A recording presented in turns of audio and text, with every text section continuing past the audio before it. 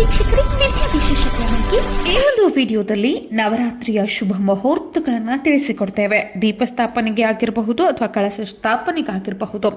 ಈ ಒಂದು ವಿಡಿಯೋದಲ್ಲಿ ಎಲ್ಲ ರೀತಿಯ ಅಂದರೆ ಆ ಒಂದು ದಿನ ನಮಗೆ ಸಿಗುವಂತಹ 4 ಶುಭ ಮುಹೂರ್ತಗಳ ಬಗ್ಗೆ, ಶುಭ ಲಗ್ನಗಳ ಬಗ್ಗೆಯೂ ಕೂಡ ಇಲ್ಲಿ ಹೇಳಲಾಗುತ್ತದೆ. ವಿಡಿಯೋವನ್ನು ಕೊನೆಯವರೆಗೂ ನೋಡಿ. ಹಾಗೂ ಯಾರು ಇನ್ನೂ ನಮ್ಮ ಚಾನಲ್ಗೆ ಸಬ್ಸ್ಕ್ರೈಬ್ ಆಗಿಲ್ಲವೋ ಕೂಡಲೇ ಸಬ್ಸ್ಕ್ರೈಬ್ ಆಗಿ ಹೆಚ್ಚಿನ ಇದೇ ರೀತಿಯ ನವರಾತ್ರಿಯ ವಿಡಿಯೋಸ್ಗಳಿಗಾಗಿ ನಮ್ಮ ಚಾನಲನ್ನು ಫಾಲೋ ಮಾಡಿ, ಲೈಕ್ ಮಾಡಿ, ಶೇರ್ ಮಾಡಿ. ನವರಾತ್ರಿಯ ನವದುರ್ಗಿಯ ಉತ್ಸವವು 2025ರಲ್ಲಿ ಸೆಪ್ಟೆಂಬರ್ 22ರಂದು ಪ್ರಾರಂಭವಾಗ್ತದೆ. ಅಂದು ಸೋಮವಾರವಾಗಿದೆ. ಅಂದಿನ ದಿನದ ಪಂಚಾಂಗವನ್ನು ನಾವಿಲ್ಲಿ ಗಮನಿಸುವುದಾದರೆ, ಸೂರ್ಯೋದಯ ಬೆಳಿಗ್ಗೆ 6:19 ಆದರೆ ಸೂರ್ಯಾಸ್ತ ಸಂಜೆ 6:19 ಇರಲಿದೆ. ಇನ್ನು ಅಂದಿನ ದಿನದ ಅಭಿಜಿತ್ ಮುಹೂರ್ತವನ್ನ ಗಮನಿಸುವುದಾದರೆ 11:55 ಬೆಳಗ್ಗೆ ಪ್ರಾರಂಭವಾಗಿ 12:43 ಮುಕ್ತಾಯವಾಗುತ್ತದೆ.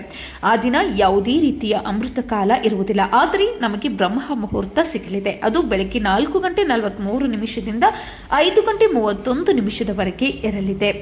ಆ ಒಂದು ದಿನ ನಮಗೆ ಪ್ರಾಪ್ತಿಯಾಗುತ್ತಿರುವಂತಹ ಯೋಗಗಳು ಯಾವುವೆಂದರೆ, ಶ್ರೀವತ್ಸ ಯೋಗ ಪ್ರಾಪ್ತಿಯಾಗುತ್ತಿದೆ ಮತ್ತು ವಜ್ರ ಯೋಗ ಪ್ರಾಪ್ತಿಯಾಗುತ್ತಿದೆ. ಅದು ಕೂಡ ಬೆಳಗ್ಗೆ 11:24 ವರೆಗೆ ಇರಲಿದೆ. ಶುಕ್ಲ ಪಕ್ಷದಲ್ಲಿ ಶುಕ್ಲ ಯೋಗವು ಪ್ರಾರಂಭವಾಗುವುದರಿಂದ ನವರಾತ್ರಿಯು ತುಂಬಾನೇ ಅದ್ಭುತವಾಗಿರಲಿದೆ, ಅತ್ಯಂತ ಶುಭಕರವಾಗಿರಲಿದೆ. ಸೆಪ್ಟೆಂಬರ್ 22ರಂದು ಸೋಮವಾರದಂದು ಘಟಸ್ಥಾಪನೆ ಮತ್ತು ಕಳಶ ಸ್ಥಾಪನೆಯ ಮುಹೂರ್ತಗಳನ್ನು ನಾವಿಲ್ಲಿ ಗಮನಿಸುವುದಾದರೆ, ಬೆಳಗಿನ ಜಾವ ಬ್ರಾಹ್ಮಿ ಮುಹೂರ್ತದಲ್ಲಿ ಪೂಜೆಯನ್ನ ಮಾಡಲು ಬಯಸುವವರಿಗೆ ಈ ಮುಹೂರ್ತ ತುಂಬಾನೇ ಶುಭಕರವಾಗಿರಲಿದೆ ಹಾಗೂ ಶ್ರೇಷ್ಠಕರವಾಗಿರಲಿದೆ. ಅದು ಯಾವುದೆಂದರೆ, ಬೆಳಗಿನ ಜಾವ 4:40 ಪ್ರಾರಂಭವಾಗಿ 5:31 ನೀವು ಈ ಬ್ರಹ್ಮ ಮುಹೂರ್ತದಲ್ಲಿ ಕಳಶ ಸ್ಥಾಪನೆ ಮತ್ತು ಘಟಸ್ಥಾಪನೆ ಅಥವಾ ದೀಪಸ್ಥಾಪನೆಗೆ ಪೂಜೆಯನ್ನ ಮಾಡಿಕೊಳ್ಳಬಹುದು. ಶುಭ ಮುಹೂರ್ತ ಸಿಗಲಿದೆ. ಇನ್ನು ಎರಡನೆಯ ಮುಹೂರ್ತ ನಾವಿಲ್ಲಿ ನೋಡುವುದಾದರೆ 6:10 ಪ್ರಾರಂಭವಾಗಿ ಬೆಳಗಿನ ಜಾವ 7:50 ವರೆಗೆ ಇರಲಿದೆ. ಅದು ಆ ಒಂದು ಮುಹೂರ್ತವು ಕನ್ಯಾ ಲಗ್ನದಲ್ಲಿ ಶುಭ ಮುಹೂರ್ತ ಪ್ರಾಪ್ತಿಯಾಗುತ್ತಿದೆ. ಇನ್ನು ಅಷ್ಟು ಬೇಗನೆ ನಮಗೆ ಮಾಡಲು ಸಾಧ್ಯವಿಲ್ಲ ಸ್ವಾಮಿ ಎನ್ನುವುದಾದ್ರೆ, ಮತ್ತೊಂದು ಮುಹೂರ್ತ, ಮೂರನೆಯ ಮುಹೂರ್ತ ಬೆಳಗ್ಗೆ 9:58 ಪ್ರಾರಂಭವಾಗಿ 11:24 ವರೆಗೆ ಇರಲಿದೆ. ಅದು ಕೂಡ ಮಂಗಳನ ಆಧಿಪತ್ಯವಿರುವಂತಹ ವೃಶ್ಚಿಕ ಲಗ್ನ ನಮಗೆ ಪ್ರಾಪ್ತಿಯಾಗುತ್ತಿದೆ.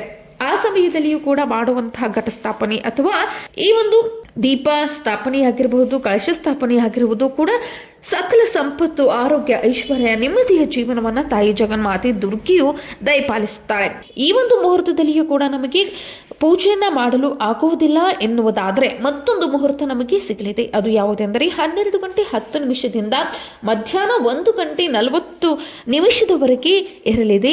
ಆದರೆ 11 ಗಂಟೆಯ ಒಳಗಾಗಿ ನೀವು ಘಟಸ್ಥಾಪನೆ, ದೀಪಸ್ಥಾಪನೆಯನ್ನ ಮಾಡಿಕೊಂಡ್ರೆ ತುಂಬಾನೇ ಉತ್ತಮ. ಏಕೆಂದರೆ ಆ ಒಂದು ಸಮಯದಲ್ಲಿ ಶ್ರೀವತ್ಸ ಯೋಗವು ಇರುವುದರಿಂದ ತುಂಬಾನೇ ಅನುಕೂಲಕರವಾಗುತ್ತದೆ. ಆ ಒಂದು ಸಮಯದಲ್ಲಿ ಮಾಡಿದಂತಹ ಪೂಜೆಗೆ ಹೆಚ್ಚು ಫಲವನ್ನ ನೀವು ಪಡೆದುಕೊಳ್ಳುತ್ತೀರಿ. ತಾಯಿ ದುರ್ಗೆಯ ಅನುಗ್ರಹ ನಿಮಗೆ ಸಿಗಲಿದೆ.